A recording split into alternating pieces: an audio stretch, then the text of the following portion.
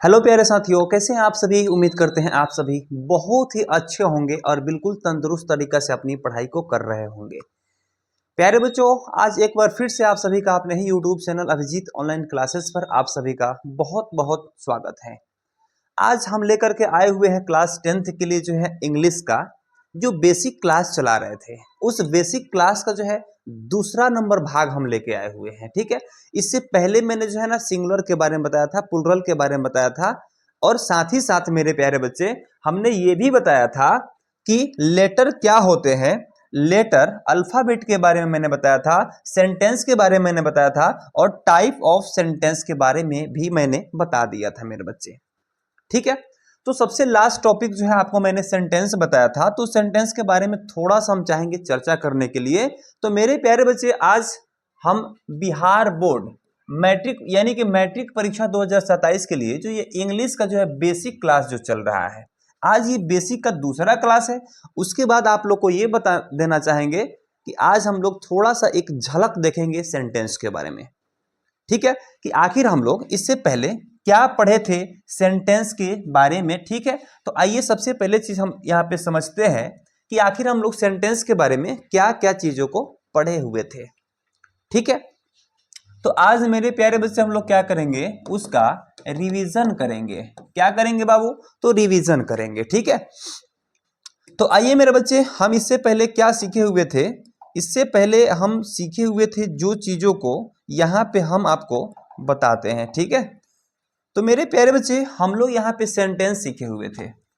Sentence, sentences है ना, यानी सेंटेंस को हम आपको बताए थे कि किसी भी वाक्य को अगर आप बोल रहे हैं तो आप जो है चार तरीका से उसको बोल सकते हैं। या तो किसी भी चीज को साकार करके बोल सकते हैं, जैसे मैं साकार रहा हूं, मैं जाता हूं, मैं पढ़ता हूं, मैं गरीब हूं, मैं अमीर हूं। कोई भी चीजों को अगर आप साकार रहे हैं तो सकारात्मक होता है। क्या पढ़े थे हम लोग, सबसे पहला चीज तो हम लोग पढ़े हुए थे सकारात्मक। सकारात्मक जिसको हम लोग अफर्मेटिव कहते हैं। ठीक है,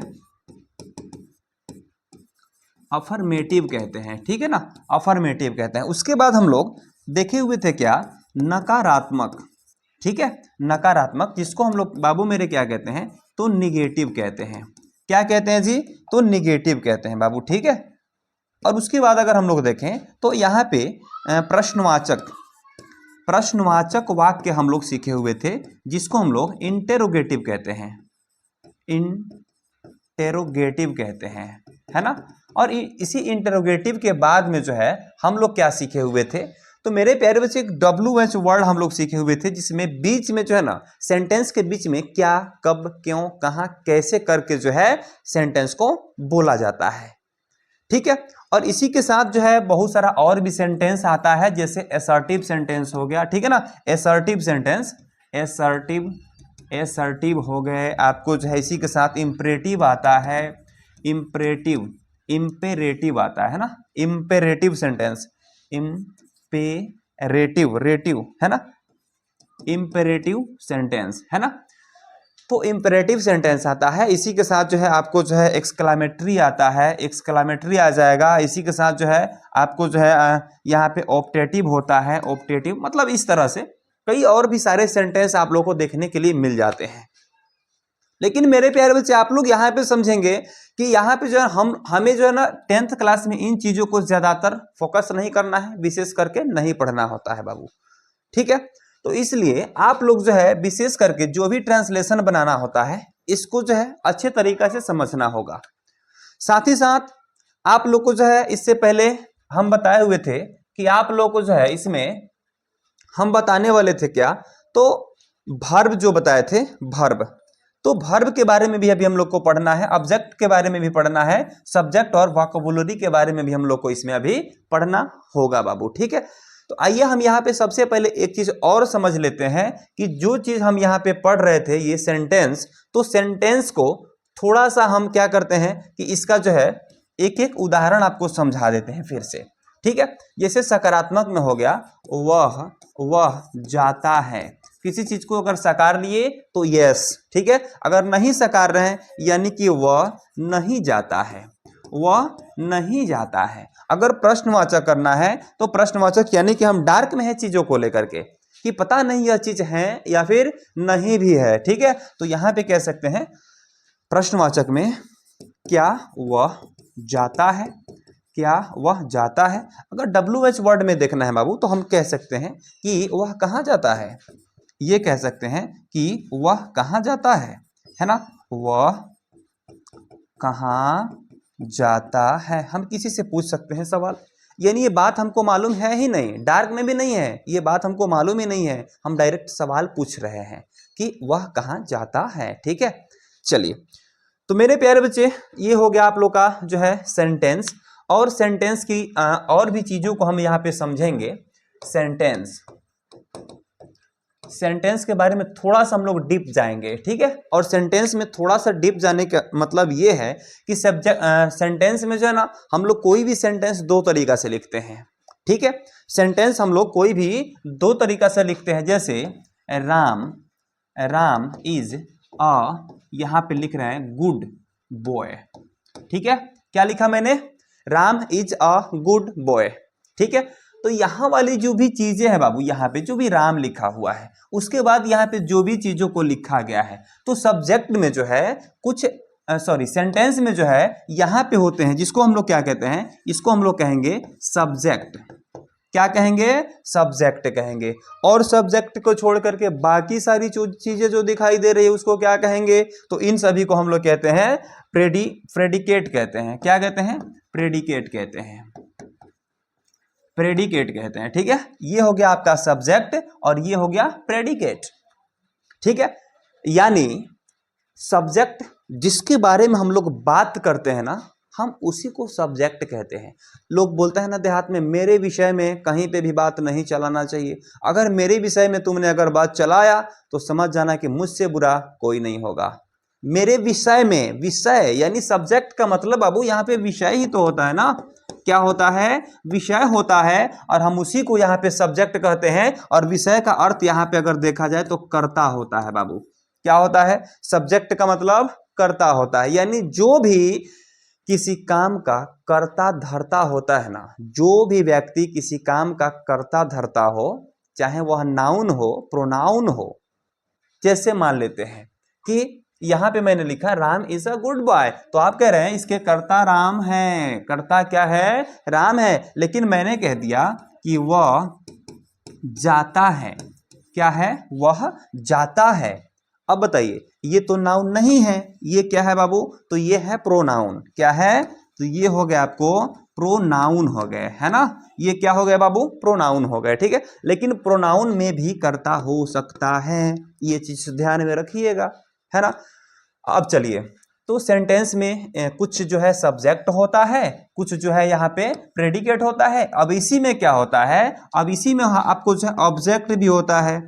ऑब्जेक्ट आपको इसी में आता है, ठीक है। ऑब्जेक्ट कहाँ पे, तो ऑब्जेक्ट जो है आपको इसी में आता है बाबू, ठीक है। और ऑब्जेक्ट और जो है इसमें कॉम्प्लीमेंट भी होता है, कॉम्प्लीमेंट, ऑब्जेक्ट और कॉम्प्लीमेंट इसी में होता है। जो सब्जेक्ट को छोड़ करके बाकी जितना भी सेंटेंस का भाग होता है, ऑब्जेक्ट और कॉम्प्लीमेंट इसी में होता है, और ये दोनों प्रेडिकेट का भाग है। तो अगर आपसे परीक्षा में पूछता है कि ऑब्जेक्ट और कॉम्प्लीमेंट किसका एक भाग है, तो कह दीजिएगा प्रेडिकेट का एक भाग होता है। अब आते हैं मेरे बच्चे, समझते हैं कि आखिर सब्जेक्ट क्या है। इसको जो थोड़ा सा हम लोग डीप तरीका से समझते हैं जी, ठीक है। चलिए, तो यहाँ पे देखिएगा बाबू कि सब्जेक्ट के बारे में मैंने यहाँ पे भली भांति लिख दिया है, ठीक है। सब्जेक्ट को हम लोग हिंदी में क्या कहते हैं, तो कर्ता कहते हैं। जो भी किसी काम का कर्ता धर्ता होता है बाबू, हम लोग उसी को जो है क्या कहते हैं, कर्ता। यानी जो भी काम करता वही है कर्ता ठीक है। आइए इसको हम लोग समझते हैं अंग्रेजी में कैसे कहेंगे, कि subject is the one whom which we talk about, और the one who performance an action. इसका हिंदी क्या कहते हैं बाबू, तो कर्ता वो होते हैं, यानी subject is the one whom which, है ना। यानी कि कर्ता वो होते हैं जिसके बारे में वाक्य में या तो बात हो, जिसके बारे में उस वाक्य में उसी व्यक्ति के बारे में बात किया जाता हो। जैसे आप मेरे वीडियो को देख रहे हैं तो हम कहेंगे कि आप मेरे वीडियो को देख रहे हैं, इसमें कर्ता कौन हुआ? तो इसमें काम कौन कर रहा है? वीडियो को देखने का काम आप ही तो कर रहे हैं ना, तो कर्ता धर्ता इसके आप ही है कि वीडियो को आप देख रहे हैं। ठीक है, तो चलो बाबू यहां पे कह रहा है कि जिसके बारे में वाक्य में या तो बात हो रही हो या फिर वो जो किसी काम को कर रहा हो। आप अभी कौन सा काम कर रहे हैं? मेरे वीडियो को देख रहे हैं, अभी पढ़ रहे हैं, आप बेसिक 2 पढ़ रहे हैं इंग्लिश का। ठीक है, तो यहां पे आप कह सकते हैं, आपको हम कह सकते हैं कि आप जो है ना क्या हुए, तो आप जो है बाबू मेरे कर्ता हो गए, है ना। आप क्या हो गए? कर्ता हो गए। ठीक है, चलिए, तो अब यहां पे कर्ता के बारे में आप लोग अच्छे से समझ लिए, है ना। चलिए, अब आते हैं हम लोग यहां पर, अब समझते हैं थोड़ा सा चीजों को। हाँ, आइए, अब ये तो हो गए कर्ता। ठीक है, तो कर्ता के बाद अब हम लोग थोड़ा सा देखेंगे कि कर्ता के बाद जो है, अब आप लोग को वर्ब के बारे में समझना है। कर्ता के बाद क्या समझना है बाबू? तो वर्ब के बारे में समझना है। क्या समझना है? वर्ब के बारे में। तो सबसे पहले आप लोग इसके बारे में थोड़ा सा समझिएगा, उसके बाद चलेंगे मेन टॉपिक पे। ठीक है, तो वर्ब समझिए यहाँ पे क्या होता है। जैसे चलिए, अगर लिखते हैं कि वह जाता है, वह जाता है। अभी आप समझे हैं ना, मैंने बताया कि जिसके बारे में कोई बात कहा जाए, जिसके टर्म में कोई बात कहा जाए, जैसे यहाँ पे किसके टर्म में बात हो रहा है? वह के टर्म में बात हो रहा है, तो ये हो गए सब्जेक्ट, यानी कि इसको हम लोग क्या कहते हैं बाबू? तो कर्ता कहते हैं। ठीक है, लेकिन यहाँ पे जो भी काम किया जाता है, जो काम किया जाता है, हम उसी को कहते हैं कि यह जो है वर्ब है। ठीक है, ये क्या है? वर्ब है बाबू। और यहाँ पे जो है ना, वर्ब को हम लोग क्या कहते हैं? तो क्रिया कहते हैं। क्या कहते हैं? क्रिया कहते हैं। जैसे मान लीजिए कि अगर हम कहते हैं कि होटल की मालकिन ने, होटल की मालकिन ने एक लड़के से बोला, एक लड़के से बोला उसे एक गिलास पानी दो, उसे एक गिलास पानी दो, है ना। उसे एक गिलास पानी दो। तो आप इस चीज से भी ध्यान में रख सकते हैं बाबू मेरे कि कर्ता के बाद ने लगता है। कर्ता के बाद ने लगता है, तो होटल की मालकिन के बाद क्या है बाबू? यहाँ पे ने लगा हुआ है।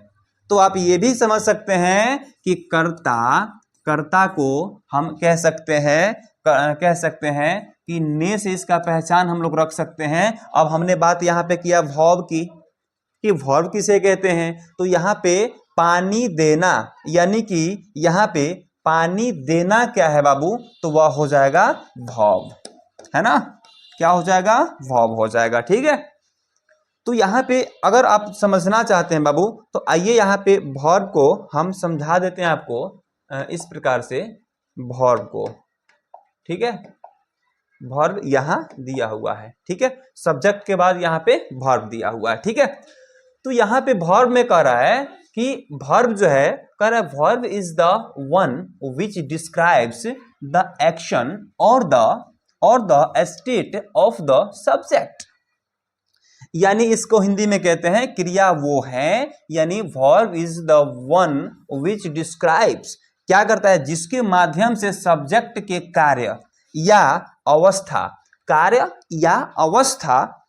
स्थिति की जानकारी मिलती है।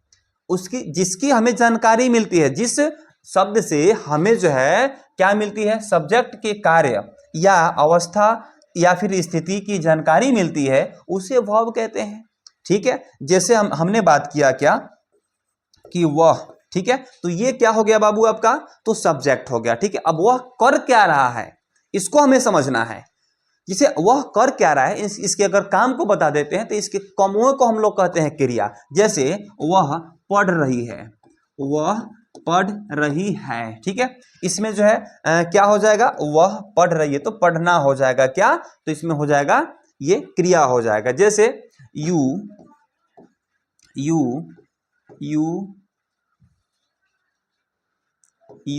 आर रीड, चलिए लिख देते हैं, यू आर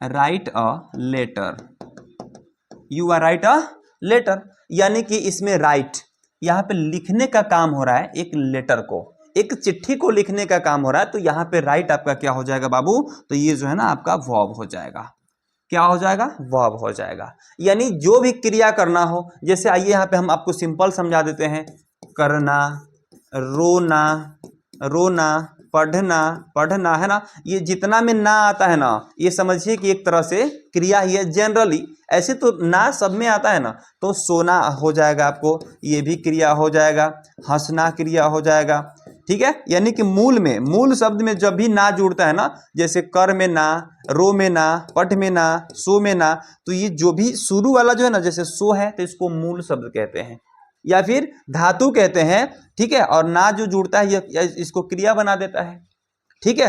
तो ये हो गया आपको वर्ब, यानी इसी को हम लोग क्रिया कहते हैं, ठीक है, जिससे कर्ता क्या कर रही है उसकी हमें जानकारी मिलती हो, उसी को कहते हैं क्रिया। सीधी सी बात है कि यहाँ पे verb is the one which describes the action और the state of the subject, यानी सब्जेक्ट क्या करने जा रही है उसकी परिस्थिति का हमें पता चलता है, तो हम उसे ही वर्ब कहते हैं, ठीक है, that is called verb. Okay, चलो बाबू आगे बढ़ते हैं अब हम ऑब्जेक्ट की तरफ, ठीक है। हाँ, ये हो गया आपको ऑब्जेक्ट, ठीक है, जिसको हम लोग कहते हैं कारक, है ना, ऑब्जेक्ट को कारक कहते हैं। और यहां पे कह रहा है कि ऑब्जेक्ट कारक का ऑब्जेक्ट कारक वह होता है जिस पर सब्जेक्ट के कार्य या अवस्था का प्रभाव पड़ता है। अंग्रेजी में इसे कहते हैं object is the one which gets affected by the action or the state of the subject, यानी सब्जेक्ट यानी जो भी करता है उसके द्वारा कोई क्रिया करने पर जिस शब्द पर सभी का प्रभाव पड़ता है। जैसे आइए यहां पे समझते हैं, जैसे राम आम खाता है, राम आम खाता है, राम आम खाता है, जैसे में मैंने लिख दिया राम आम खाता है, इसको लिख सकते हैं क्या, राम इट्स अ मैंगो, ठीक है, समझ पा रहे हैं यहां तक। तो यहां पे राम इट्स अ मैंगो यानी राम करता है, अभी क्रिया क्या कर रहा है, तो खाने का क्रिया कर रहा है, किसका क्रिया कर रहा है, खाने का, इसका क्रियाक्रम क्या है, तो ये खा रहा है राम। लेकिन मेरे प्यारे बच्चे यहां पे देख रहे हैं कि खाने का कमवा किसको कर रहा है, क्या खा रहा है, तो आम को खा रहा है, ठीक है। यानी कि इसमें आम जो है ना बाबू मेरे, ये हो जाएंगे आपको ऑब्जेक्ट, ठीक है, इसी को हम कहते हैं ऑब्जेक्ट, ठीक है। जैसे वह जैसे हमने यहां पे क्या लिख दिया, जैसे बाबू मेरे हमने यहां पे क्या लिख दिया, वह एक गीत गाती है, है ना। इसको अंग्रेजी में आप क्या बनाएंगे, सी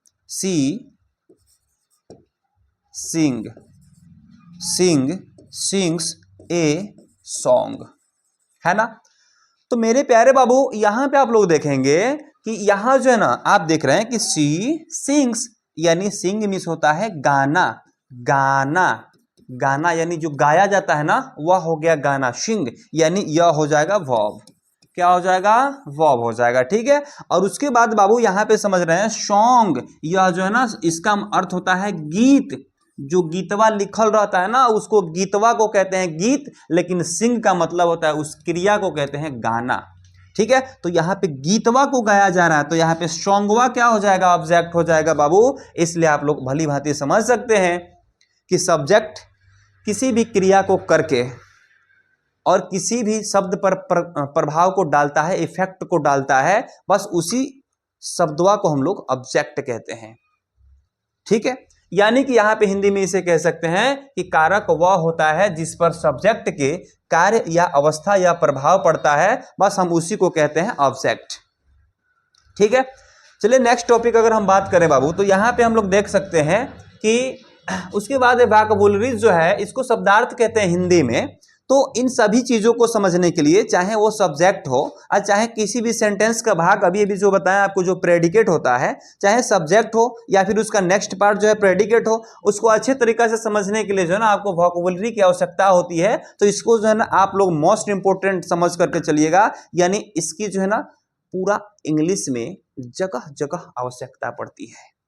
ठीक है, यानी इंग्लिश का जड़ यही है, इसलिए इसको जो है आप लोग बिल्कुल भी मोस्ट इंपोर्टेंट समझ के चलिएगा, क्योंकि यहां से ही अंग्रेजी की शुरुआत होती है। सबसे पहले तो आपको मैंने बताया कि लेटर से शुरुआत होती है, ठीक है, उसके बाद आते हैं अल्फाबेट पे, और अल्फाबेट और लेटर से बनता क्या है, तो यही वोकैबुलरी बनती है, यानी कि यहां से जो ना आपका अंग्रेजी स्टार्ट होता है मेन रूप से। ठीक है, यानी कि आप लोग यहां पे समझ सकते हैं कि इम्यून का जो होता है प्रतिरक्षा होता है, किसी रोग से जो है सुरक्षा पाना होता है। ठीक है, उसके बाद फ्री स्वतंत्र या मुक्त कह सकते हैं, पावरफुल यानी कि ताकतवर होता है, वीक का मतलब कमजोर होता है। अब कभी कभार ये भी होता है कि इंग्लिश जो है उसका जो है ना उच्चारण वर्ड, यानी कि जो है ना उसको आप किस तरह से आप परफॉर्मेंस उसका दे रहे हैं, परफॉर्म कर रहे हैं। जैसे मान लीजिए वीक ही तो बोला जाता है दोनों को, लेकिन एक वीक का मतलब कमजोर होता है, कमजोर होता है, लेकिन एक वीक का मतलब बाबू मेरे सप्ताह होता है। ठीक है, तो इस पे जो ना जो भी डिफिकल्ट वर्ड है, इन सभी वर्ड्स पर आप लोग ध्यान जरूर दीजिएगा। ठीक है, जो भी सेम उसका उच्चारण सेम होता हो, लेकिन उसमें जो ना डिफिकल्ट होता हो, उसको जो है उसका अर्थ क्या होता हो, अलग अलग होता हो, तो ऐसे ऐसे मीनिंग्स पर जो है ना आप लोग हमेशा ध्यान केंद्रित करेंगे। इसलिए आप लोग देखिएगा कि इस वीक का मतलब तो होता है कमजोर, लेकिन एक और वीक आपको हम दे देते हैं कि WEEK वाला जो वीक होता है, इसको जो है ना हम वीक कह सकते हैं, सप्ताह वाला है। ठीक है, तो इस पे जो है थोड़ा सा डिफिकल्ट वर्ड्स पे जो है थोड़ा सा आप लोग जो है कंसिडर जरूर कीजिएगा। आगे बढ़ते हैं बाबू, यहां पे दिया हुआ है व्यूलनरेबल, इसका होता है असुरक्षित। उसके बाद जो है ह्यूमिलिटी, ह्यूमिलिटी का मतलब विनम्रता होता है। उसके बाद जो है आपको दिया हुआ है डिग्निटी, डिग्निटी का मतलब गरिमा या फिर मर्यादा होता है। ठीक है ना, उसके बाद यहाँ पे क्रूरलिटी है, इसका क्रूरता होता है। उसके बाद जो है एंगर मीन्स गुस्सा होता है। उसके बाद प्राइड का मतलब होता है गर्व, गर्व कहिए, घमंड कहिए या फिर अभिमान कहिए। ठीक है, इसका अर्थ ये हो जाता है। ठीक है ना, तो चलिए बाबू, अभी अभी हम लोग क्या क्या पढ़ चुके हैं। तो सबसे पहले तो मैंने आपको लेटर बताया था, लेटर बताया था, और पहला नंबर में, दूसरा नंबर में हमने आपको जो है अल्फाबेट बताया था। अल्फाबेट के बाद जो है तीसरा नंबर की बात की जाए तो हमने यहाँ पे क्या बताया था आपको। चलते हैं स्टार्टिंग पॉइंट पर बात करते हैं। लेटर के बाद आपको सेंटेंस बताया था मैंने। ठीक है, सेंटेंस, सेंटेंस बताया था। उसके बाद जो है 4 नंबर में आपको जो है टाइप ऑफ सेंटेंस बताया था, टाइप ऑफ सेंटेंस आपको बताया था। उसके बाद मैंने आपको 5 नंबर में जो है वर्ब बताया था, वर्ब के बारे में जो है बताने के बाद 6 नंबर में आपको क्या बताया था, सब्जेक्ट भी इसी में बताए थे। ठीक है, सब्जेक्ट है ना, और सब्जेक्ट के बाद में आपको जो है मैंने 7 नंबर में जो है ऑब्जेक्ट बताए थे, ऑब्जेक्ट है ना। अब बाबू मेरे आप सोच रहे होंगे कि सर नाउन प्रोनाउन वगैरह आप काहे नहीं बता रहे हैं, ये भी तो बेसिक में ही आता है। तो मेरे प्यारे बच्चे, ये जो है बेसिक में अगर मैं आपको बता दिया तो फिर नाउन एक टॉपिक लेके आपको कैसे बताएंगे।